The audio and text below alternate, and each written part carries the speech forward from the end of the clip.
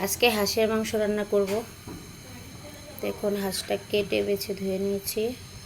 পেঁয়াজ, মশলা, এখন তেল, তেজপাতা এবং পেঁয়াজটা দিয়ে দেব।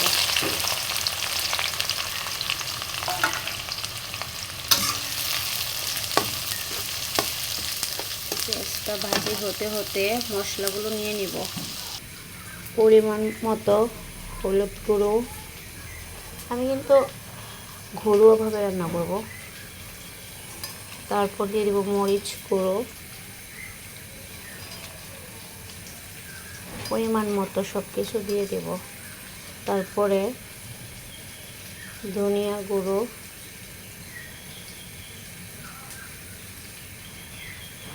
পরিমাণ মতো দিয়ে দেব। আদা বাটা দিয়ে দিব। এখন রসুন বাটা দিব, পরিমাণ মতো রসুন বাটা, পরিমাণ মতো জিরা বাটা, মানে সম্পূর্ণ বাটা বেটে নিয়েছি।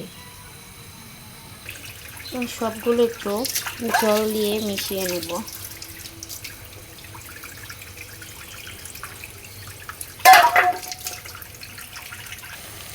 পেঁয়াজটা কাছাকাছি হয়ে গিয়েছে, আর একটু হলে মশলাটা দিয়ে দিব।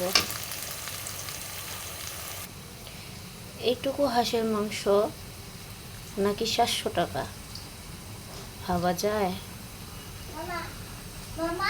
পেঁয়াজ ভাজা ভাজা হয়ে গেছে, এখন মশলাটা দিয়ে দিব। এই যে মশলাটা ঘরোয়া স্টাইলে কিন্তু রান্না হচ্ছে, কোনো এক্সট্রা কিছু ব্যবহার হবে না। তেলটা ভাজা উপরে ওঠা পর্যন্ত নাড়তে নাড়তে থাকবো, তারপর মাংসটা দিয়ে দিব। এবং কি সুন্দর কালার আসছে।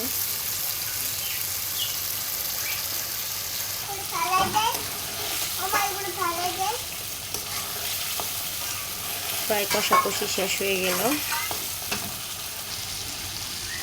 এখন এক এক করে যে মাংসগুলো দিয়ে দেব। শীত শেষে হাঁসের মাংস শেষ।